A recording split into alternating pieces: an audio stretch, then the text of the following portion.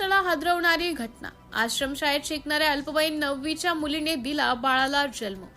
सप्तशृंगी गडाच्या पायथ्याशी असलेल्या मोहनदरी आश्रमशाळेत घडलेल्या एका धक्कादायक घटनेने संपूर्ण महाराष्ट्र हादरला। कळवण तालुक्यातील सप्तशृंगी गडाच्या पायथ्याशी असलेल्या मोहनदरी आश्रमशाळेत घडलेल्या एका धक्कादायक घटनेने संपूर्ण महाराष्ट्र हादरला आहे। इयत्ता 9वीत शिकणाऱ्या एका अल्पवयीन विद्यार्थिनीने बाळाला जन्म दिल्याची धक्कादायक व काळजाचा थरकाप उडवणारी घटना समोर आली असून या प्रकारामुळे आदिवासी विकास विभागाच्या देखरेख व्यवस्थेवर गंभीर प्रश्न उपस्थित झाले आहेत। या घटनेनंतर परिसरात खळबळ उडाली असून पोलिसात गुन्हा दाखल करण्यात आला आहे।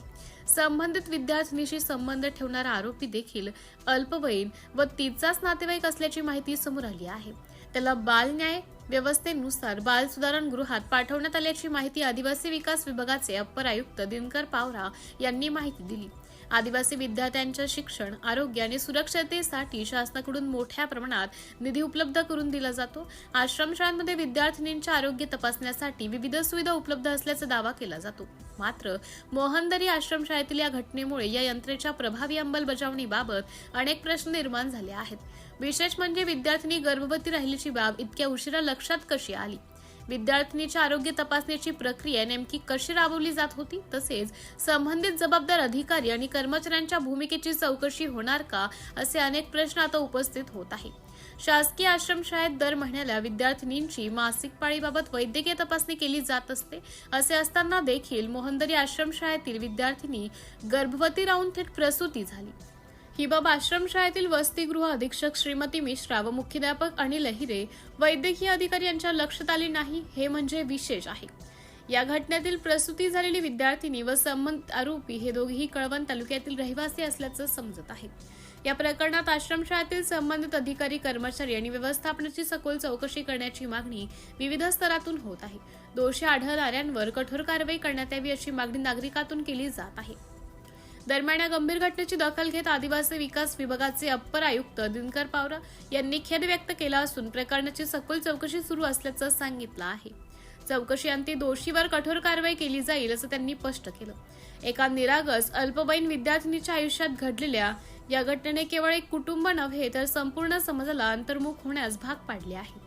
विद्यार्थ्यांच्या सुरक्षिततेसाठी उभारण्यात आलेल्या व्यवस्थेत कुठे त्रुटी राहिल्या याचा शोध घेणे आणि भविष्यात अशा घटना रोखण्यासाठी ठोस उपाययोजना करणे ही काळाची गरज बनली आहे। या गंभीर घटनेबाबत अप्पर आयुक्त दिनकर पावरे यांनी अधिकची माहिती दिली आहे, पाहुयात सविस्तर। तर कळवण प्रकल्पातील मोहनदरी आश्रमशाळेत एका अल्पवयीन मुलीला गर्भधारणा झाली अशी घटना समोर आलेली आहे। त्याबाबत आपल्या कार्यालयाकडे काय माहिती मिळाली आणि त्याबाबत काय चौकशी सुरू आहे, काय सांगा? शासकीय माध्यमिक व उच्च माध्यमिक आश्रमशाळा मोहनदरी, तालुका कळवण, जिल्हा नाशिक येथील शासकीय आश्रमशाळेतील विद्यार्थिनीचं 19 जून 2024 रोजी तिने तिचं बाळंतपण झालं असल्याची माहिती निदर्शनास आली आणि त्या अनुषंगाने प्रकल्पाधिकारी यांनी आम्हाला 1 जुलै 2024 रोजी आम्हाला कळविलेले आहे झालेल्या घटनेबद्दल। त्याबाबत आम्ही प्रकल्प कार्यालयाकडून आम्ही चौकशी करून घेतली आहे। सदर विद्यार्थिनी शासकीय आश्रमशाळेत निवासी विद्यार्थिनी म्हणून शिकत होती आणि